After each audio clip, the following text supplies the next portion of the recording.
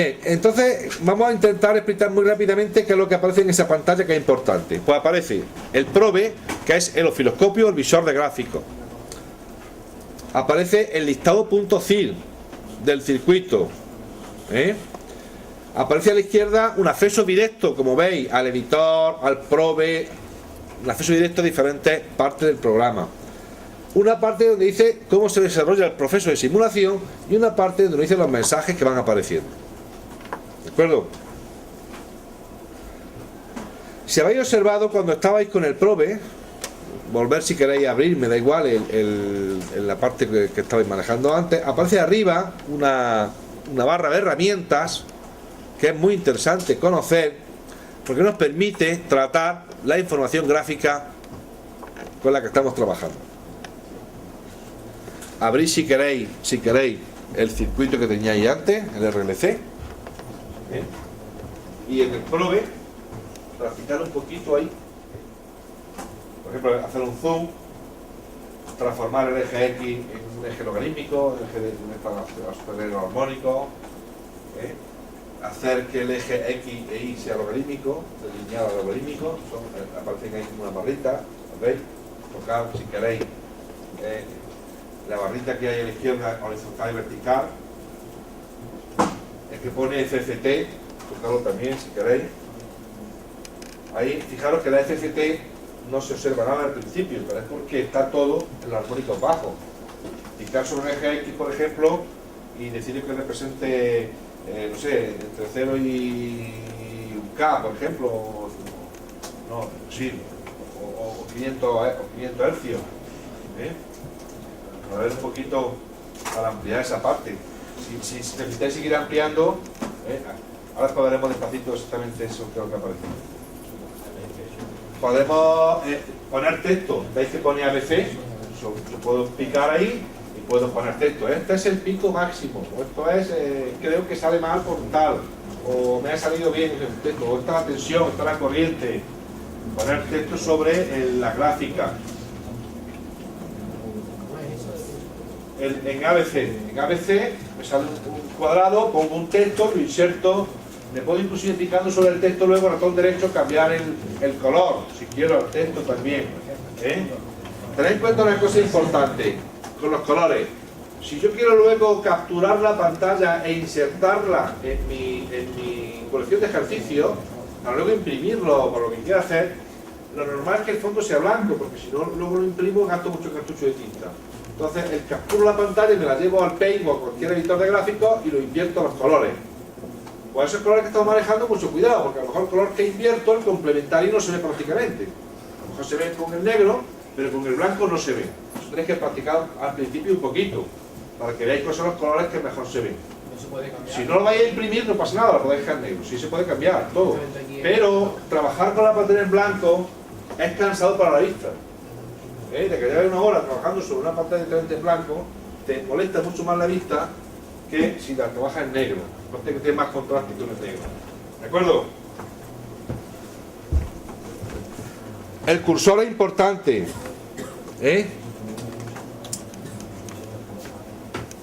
¿Tenéis activado el cursor? Sí está, ¿no? Sí. Clicar sobre el cursor, que es este que tenéis aquí, que está activado en este momento, ¿lo veis? Y sobre el cursor moveros en la gráfica.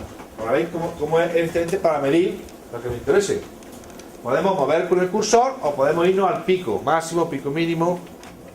A la derecha del todo, veis que pone un 0,1. Si yo le doy, se me marca automáticamente donde está el cursor. Hacerlo. ¿Lo veis? La tensión en este caso, la frecuencia y la corriente. Tengo el cursor aquí y me aparece esto. También. ¿Veis que me aparece esto? Con lo cual, si yo me muevo, se va moviendo también. Tengo varios cursores, ratón izquierdo, un cursor, ratón derecho, otro cursor, como los osciloscopios. Puedo moverme y me da valores absolutos de cada cursor y diferencias relativas de los cursores. ¿Lo veis eso o no? Hacerlo todo. Con los dos cursores, ratón izquierdo, ratón derecho. Me puedo mover con cada cursor, ver valor absoluto y valor diferencial.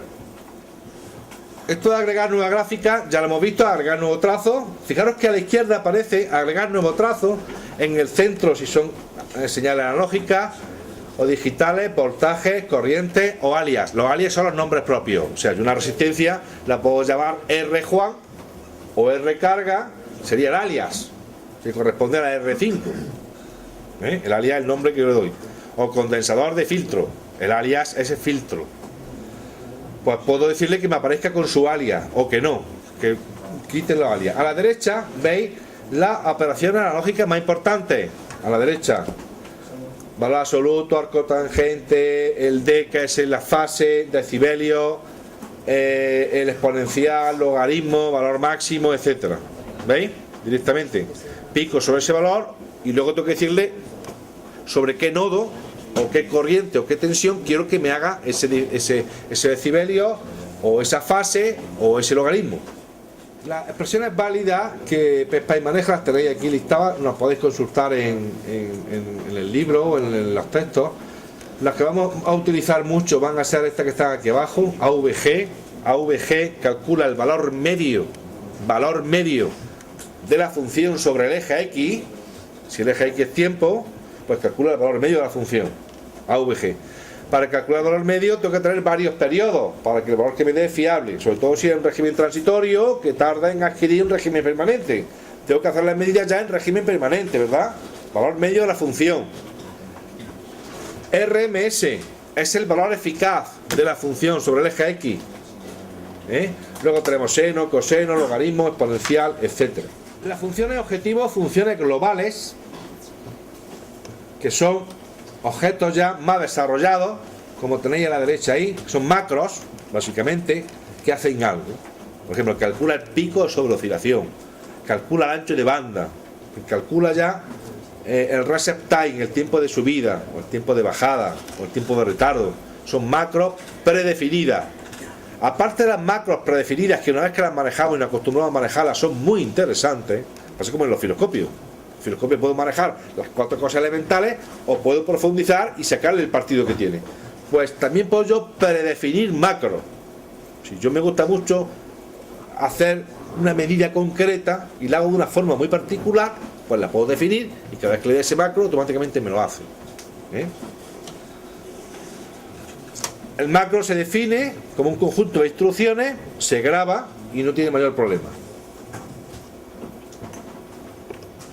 Con la función de macro, que es bastante potente, puedo definir cualquier función predeterminada. No sé, por ejemplo, el ancho de banda, que es una cosa en electrónica que es interesante, ¿no? Pues se define 20 logaritmos de la tensión salida a partir por entrada, y ya, pues siempre que yo diga banda o ancho de banda, depende cómo lo he definido, en este caso banda, pues me hace esa función.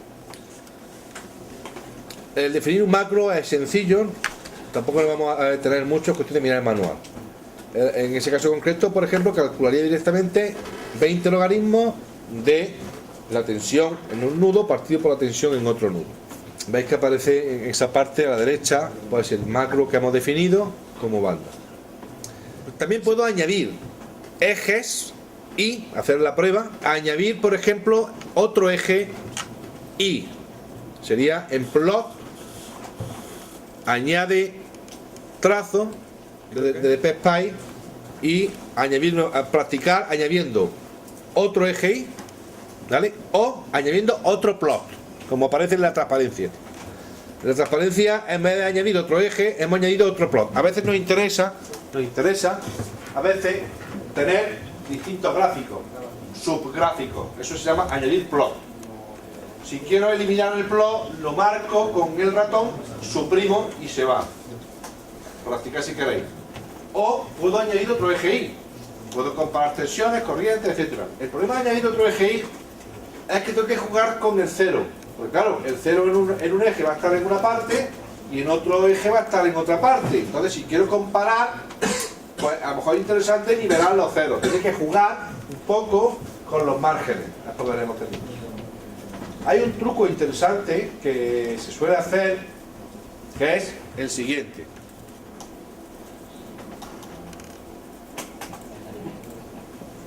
Bien, este mismo, y simulamos, ya lo habíamos hecho antes. Puedo decir añadir, fijaros que tengo aquí V1 y V1 C1. Bien, voy a quitar la tensión en el extremo del condensador. Voy a decir añadir eje I y trazo, añadir trazo, la tensión del condensador. En este caso concreto no tengo problema ninguno porque los dos ceros están nivelados. Yo quiero ver con respecto a la tensión de entrada, la salida, si los ceros estuvieran nivelados, a lo mejor me daría una visión errónea, ¿no? No tengo problema. Pero si no, no tendría más que coger aquí, picar sobre el eje correspondiente y modificar o redefinir, jugar con eso.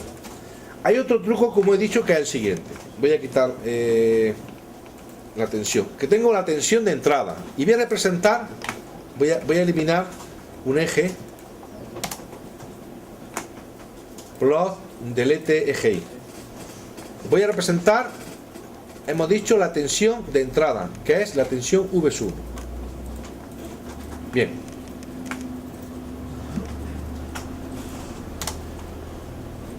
En este caso, la tensión de entrada vamos a modificar, para que se observe mejor, entre 0 y 300 voltios. Vamos a hacer que sea más grande el marco, el trazo, para que se vea mejor. Y vamos a representar la corriente. Pero fíjense que el rango de corriente e intensidad es muy distinto. Porque las tensiones son hasta 200 voltios. Mientras que si yo digo añadir corriente por el condensador,